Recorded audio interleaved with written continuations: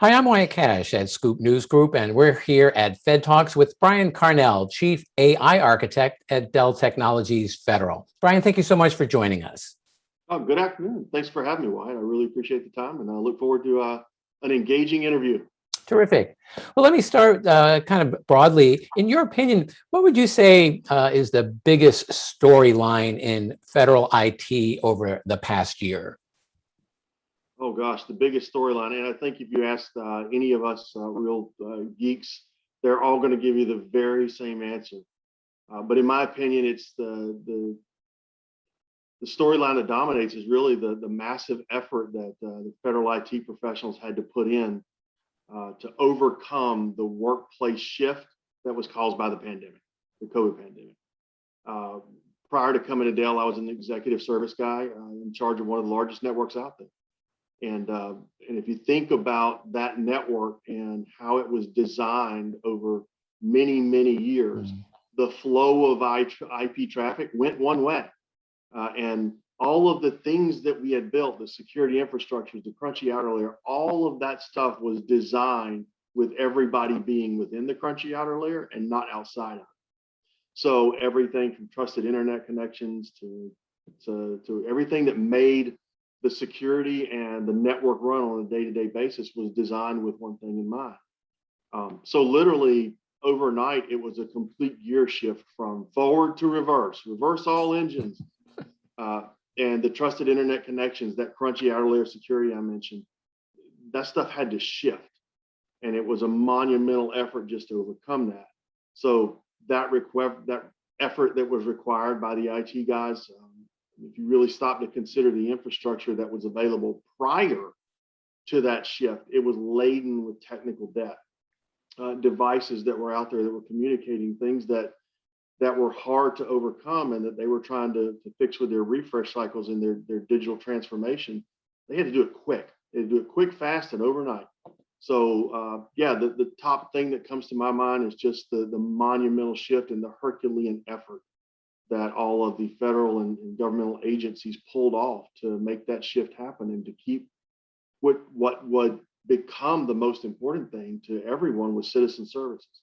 Just to keep that stuff moving, I'm humbled to say that my counterparts and the folks I've worked with for many years took on that task and accomplished it. Well, I'd certainly agree and probably suggest that I think the IT community didn't really get enough credit that they deserve for how much they pivoted to keep things running. Absolutely. Let me ask next. So the nation faced a significant uptick in cybersecurity attacks in 2020 and 2021. From your perspective, how can the federal government lead the way to protect information and national interests against these adversaries that we're continuing to face? Certainly 2020 was an anomaly for most IT professionals.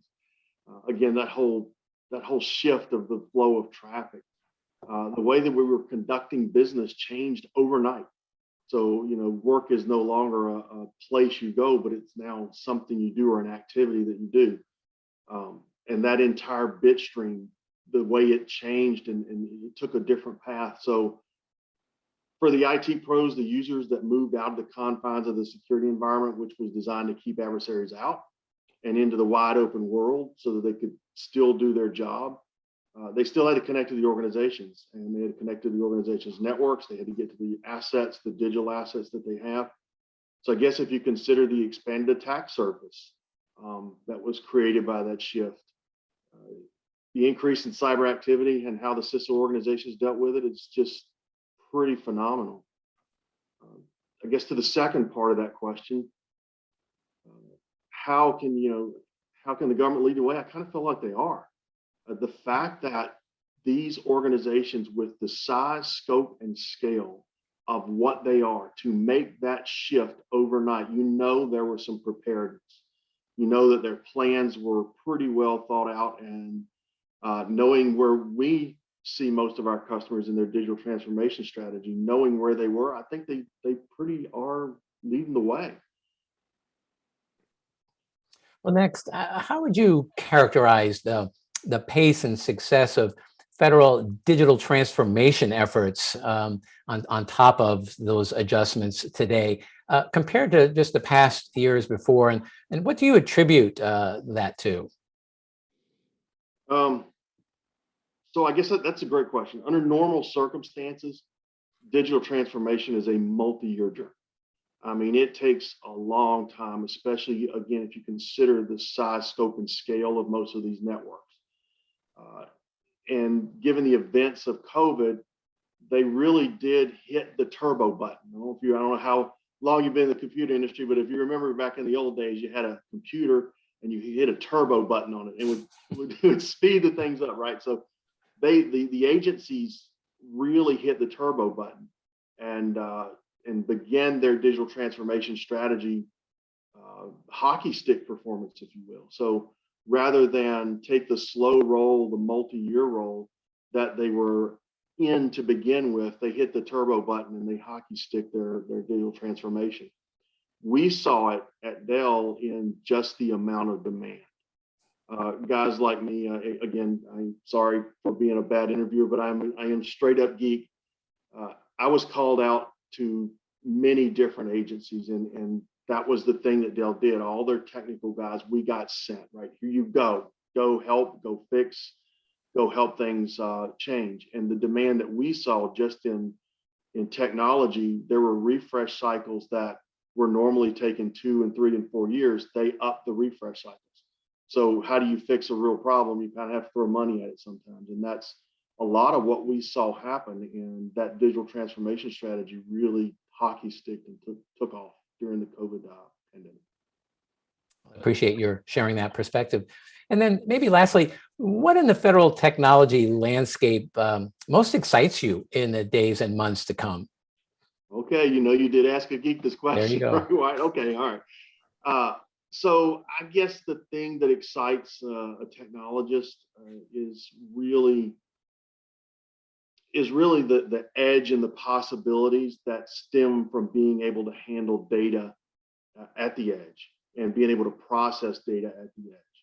So technologies such as 5G, which is at the heart of a lot of communications now, you hear a lot about 5G, which is really an enterprise capability to have high bandwidth via wireless.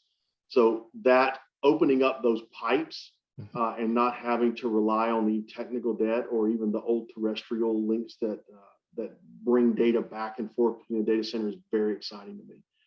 And then being able to have the right infrastructure at the edge. So when we think about what's coming in from the edge, all the IoT devices that are being activated these days, being able to process that data at the edge, make some decisions via inferencing, whether you're doing it with like an Intel FPGA or something of that sort, and then moving that data all the way back to the data center in an efficient manner, where you can get to it with your artificial intelligence and machine learning.